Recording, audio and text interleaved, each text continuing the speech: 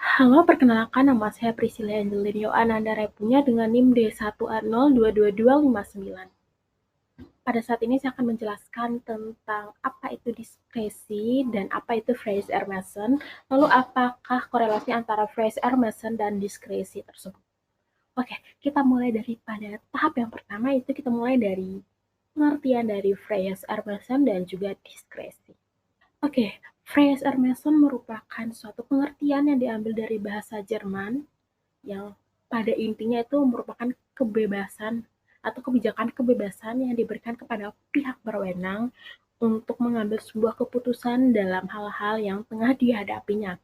Namun dalam keputusan-keputusan dari kebebasan yang dilakukan tersebut tidak boleh terlepas dari pada sifat-sifat bangsa atau tidak boleh terlepas daripada prinsip-prinsip hukum dan tujuan-tujuan hukum yang ada di dalamnya. Nah, Fraser-Mason ini dapat diterapkan dalam berbagai konteks hukum di dalamnya seperti dalam penegakan hukum, administrasi pemerintahan, putusan hukum, dan hal-hal memungkinkan lain yang memasukkan Fraser-Mason di dalamnya. Lalu kita akan berlanjut pada apa itu diskresi. Oke, sesungguhnya pengertian dari diskresi dan Fraser-Mason ini 11-12. Karena pengertian dari diskresi tersebut adalah kebebasan atau kewenangan yang diberikan kepada seseorang atau sekelompok orang untuk membuat keputusan dan menentukan tindakan tertentu dalam situasi tersebut.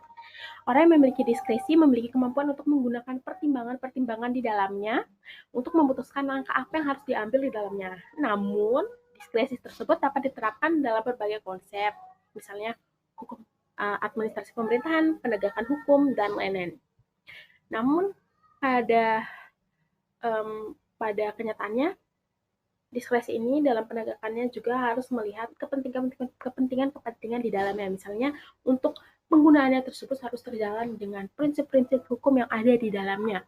Diskresi tidak tepat atau disalahgunakan dapat menjadi dasar untuk menantang keputusan atau tindakan yang diambil sebagai hasil diskresi.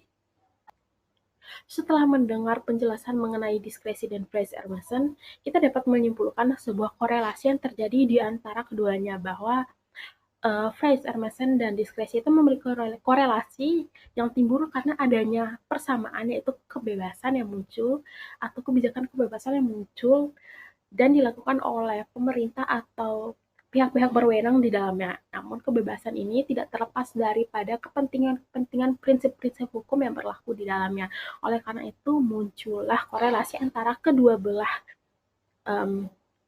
kata hukum tersebut. Oke, jadi sekian yang saya bisa jelaskan mengenai Fraser-Mason dan diskresi dan juga korelasi antara keduanya. Untuk lebih lengkapnya, kita bisa mempelajari kembali tentang apa itu Fraser-Mason lebih dalam dan apa itu diskresi lebih dalam. Dan kita akan menemukan berbagai macam kekurangan dan kelebihan di dalamnya.